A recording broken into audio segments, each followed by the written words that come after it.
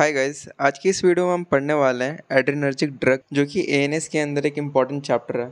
So topic to be covered in this video are first introduction, adrenaline action, uses, side effect, contraindication, adrenergic drug classification, administration and route, dopamine. So जितने भी topics में cover करने वाला हूँ इस video में वो सारे के सारे इंपॉर्टेंट है। अगर इस चैप्टर से क्वेश्चन आता है तुम्हारी यूनिवर्सिटी से तो इन्हीं सब टॉपिक्स में से होगा। So without skipping, so video के एंड तक देखना। So let's begin. इंट्रोडक्शन। तो हम जैसा कि हम जानते हैं ऑटोनॉमिक नर्वस सिस्टम का दो पार्ट्स होता है, सिंपैथेटिक नर्वस सिस्टम एंड दूसरा पैरासिम्पैथेटिक नर्वस सिस्टम।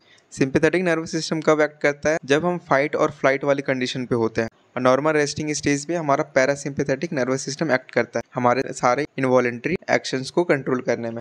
नाउ तो drug acting on sympathetic nervous system, इसी के बारे में हमें पढ़ना है। तो इस वीडियो में हम पढ़ेंगे सिंपैथेटिक नर्वस सिस्टम और drug acting on the sympathetic nervous system. So mainly two classes of drugs है जो कि मेनली एक्ट करते हैं हमारे सिंपैथेटिक नर्वस सिस्टम में। पहला जो है सिंपैथोमिमेटिक ड्रग जो कि एड्रेनर्जिक ड्रग या एड्रेनर्जिक एगोनिस्ट के नाम से भी जाना जाता है। दूसरा क्लास ऑफ ड्रग जो कि इस वीडियो में नहीं आने वाले वीडियो में पढ़ेंगे वो है सिंपैथोलाइटिक ड्रग्स जो कि एंटी एड्रेनर्जिक ड्रग और एड्रेनर्जिक एंटागोनिस्ट के नाम से भी जाना जाता है। तो इस वीडियो में हम पढ़ेंगे sympathomimetic drugs, classification of sympathomimetic drug. तो ब्रॉडली अगर बात करें तो सिंपैथोमिमेटिक हमारा 7 क्लासेस ऑफ ड्रग्स में डिवाइडेड है। इस क्लासिफिकेशन को देख के डरने की बात नहीं है। तुम अगर मेरे इस वीडियो पे आए हो तो तुम्हें याद करवाने की जिम्मेदारी मेरी है। नाउ जो फर्स्ट ग्रुप है हमारा CNS स्टिमुलेंट, तो इसे याद कैसे रखेंगे? जो कि 3 मेन ड्रग्स है तुम्हारे, डेक्सएम्फेटामिन, एम्फेटामिन, मेथाम्फेटामिन। तो इस ड्रग को याद रखने का सिंपल ट्रिक यही है, मैड याद रखो। CNS is related to brain, तो इसको हम ऐसे याद रखेंगे MAD। M से मेथाम्फेटामिन, A से एम्फेटामिन एंड D से डेक्सएम्फेटामिन। नाउ नेजल डिकंजेस्टेंट, इसको याद रखने का ट्रिक है XOP याद रखो। X से हमारा हुआ ज़ाइलोमेटाज़ोलिन, O से ऑक्सीमेटाज़ोलिन एंड P से फिनाइलेफ्रिन। नेक्स्ट है हमारा ब्रोंकियोडाइलेटर्स, इसे याद रखने का ट्रिक हमारा है SBI। S से साल्ब्यूटामॉल, B से बेम्ब्यूटेरॉल एंड I से आइसोप्रिनालिन। नेक्स्ट है हमारा कार्डियक स्टिमुलेंट, इसमें 3 ड्रग्स जो इम्पोर्टेंट है, डोब्यूटामिन, आइसोप्रिनालिन एंड एड्रेनलिन। इसे याद कैसे रखोगे? सपोज करो तुम्हारी कोई क्रश है जिसका दिव्या नाम है, तो दिव्या के स्थान कहाँ हुआ? तुम्हारे दिल में, कार्डियक। तो इसे आप याद कैसे रखेंगे? इसमें हमें 3 लेटर्स को याद रखना है, D, I and A। D से डोब्यूटामिन, I से आइसोप्रिनालिन एंड A से एड्रेनलिन। नाउ नेक्स्ट जो ग्रुप है हमारा वो प्रेशर एजेंट, तो इसको याद रखने का ट्रिक है MEN। ऐसे याद रखो कि प्रेशर में कौन होता है? आज के टाइम पे जो आदमी है वो ज़्यादा डिप्रेशन, स्ट्रेस और टेंशन में रहता है, तो ऐसे याद रख सकते हो कि प्रेशर में कौन है? प्रेशर में men. M for mephentermine, E ephedrine and N for noradrenaline. Now anorectic में तुम्हें एक ही याद रखना है, 1 या 2 याद रख सकते हो, एम्फेटामिन एंड यूट्राइन रिलैक्सन जो कि लास्ट ग्रुप है हमारा, उसमें साल्ब्यूटामॉल। तो ऐसे तुम ये क्लासिफिकेशन याद रख सकते हो। क्लासिफिकेशन काफ़ी इंपॉर्टेंट है, तो तुम इसे याद रखोगे तो तुम्हें ही बेनिफिट होगा। Next, now administration and route of administration, इसमें 3 ड्रग्स जो देखना है हमें वो adrenaline, isoprenaline and nor adrenaline.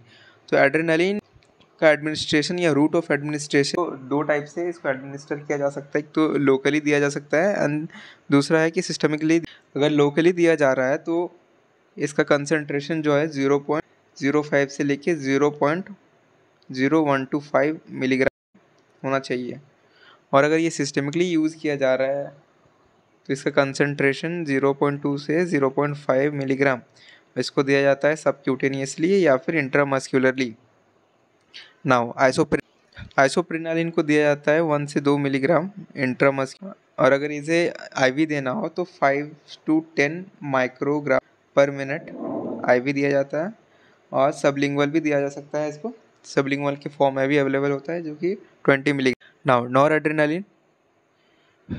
Adrenaline को भी IV दिया जाता है मेनली, जिसमें कि 2 to 4 माइक्रोग्राम पर मिनट इसका डोज रहता है।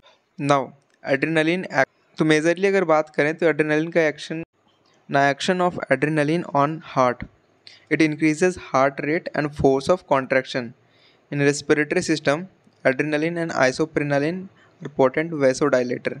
रिमेंबर एड्रेनलिन है और आइसोप्रेनालिन है, नॉर एड्रेनलिन का यहाँ पे बात नहीं किया जा रहा। Action on eye, it causes mydriasis and decrease intraocular tension. It causes relaxation and decrease peristalsis. Prostate पे ये इजैकुलेशन करवाता है। अब यूटेरस में क्या है कि अंडर नॉर्मल कंडीशन ये कॉन्ट्रैक्शन करवाता है, बट ये जब प्रेगनेंसी के केस होता है तो प्रेगनेंसी में वो रिलैक्सेशन करवाता है, क्योंकि कॉन्ट्रैक्शन करवाएगा जाहिर सी बात है जो फीटस है वो एक्सपेल आउट हो सकता है। मेटाबॉलिज्म, तो ये ग्लाइकोजेनोलाइसिस करवाता है एंड लिपोलाइसिस करवाता है to increase blood glucose level, जो कि हेल्प करेगी हमारा फाइट एंड फ्लाइट में। ना यूजेस की बात करें तो एड्रेनलिन जो है ड्रग ऑफ चॉइस है फॉर एनाफाइलेक्टिक शॉक।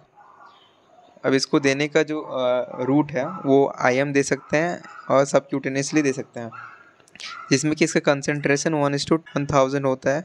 1:1000 का मतलब 1 gram of adrenaline in 1000 ml of solution means 1 milligram पर ml, जिसमें से कि 0.5 ml यूज होता है। Now if after giving first dose there is no response in the patient, then within 10 minutes same route same concentration जो कि ये था हमारा, फिर हम इंजेक्ट करते हैं। If second dose does not work then we stop giving intramuscularly, we then start intravenous, जिसमें से कि कंसेंट्रेशन 1:10,000 होता है। माइंड इट, 1:1000 नहीं है, 1:10,000 है, और ज़्यादा डाइल्यूट करके, क्योंकि इसे हम इंट्रावेनसली दे रहे हैं। Now adrenaline drug of choice है फॉर कार्डियक अरेस्ट भी। सो कार्डियक अरेस्ट के पेशेंट में फर्स्ट हम स्टार्ट करते हैं CPR देते हुए, जो कि इन्वॉल्व करता है CAB यानी compression, airway and breathing. Now if patient does not respond several minute after giving CPR, we immediately inject adrenaline intravenously. तो इंट्रावेनसली हम इंजेक्ट करते हैं, इसमें से कि कंसेंट्रेशन 1:10,000 होता है, और immediately after giving injection we resume the CPR process again. Now other uses of adrenaline, it is used with local anesthesia to make it long acting. Bronchial asthma and COPD के patient में भी इसे use किया जाता है। Allergic reaction की condition में use किया जा सकता है। इसका ऑक्यूलर यूज़ भी है, ADHD यानी and as a uterine relaxant. Side effect की बात करें तो कुछ कॉमन साइड इफेक्ट जैसे कि restlessness, headache, trimmer, increase in blood pressure. अगर इंक्रीज इन ब्लड प्रेशर काफ़ी ज़्यादा हुआ तो ये सेरेब्रल हेमरेज भी करवा सकती है। वेंट्रिकुलर ट्रैकिकार्डिया विच में cause myocardial infection. Now contraindication. So adrenaline is contraindicated in patient with hypertension and hyperthyroidism. Also it should not be given to patient who is taking beta blockers. तो ये दो important Contra indication है, side effect है जो तुम्हें याद रखनी है। नाउ चैप्टर के एंड में अगर बात करें तो शॉर्ट नोट में कई बार डोपामिन से क्वेश्चन आ जाता है, जिसमें तो इस चैप्टर में डोपामिन एक काफ़ी इंपॉर्टेंट टॉपिक है जो तुम्हें स्किप नहीं करना चाहिए। Now what is dopamine? Dopamine is a neurotransmitter that play a critical role in influencing mood, motivation, reward. So receptor are GPCR यानी कि G protein coupled receptor, इसमें इसका receptor D1 and D2 होता है। Now dopamine do not penetrate into blood brain barrier, so इसका CNS side effect है वो नहीं होता है। अब फार्माकोकाइनेटिक्स की अगर बात करें तो इट इज़ गिवन इंट्रावेनसली। इसका जो डोज है वो 0.2 से लेके 1 मिलीग्राम के बीच में होता है per minute. Now it is metabolized in liver by MOA। MOA क्या है? Monoamine oxidase and COMT। Now uses, it is used in Parkinson's disease, schizophrenia and साइकोसिस, depression and ADHD। Side effect की अगर बात करें तो nausea, vomiting, hallucination। And contraindication में should not be used in severe cardiovascular diseases, uncontrolled hypertension and peptic ulcer and GI bleeding disorders.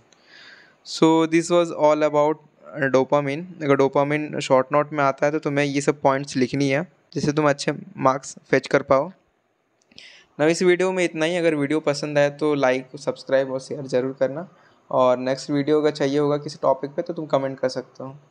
Thank you.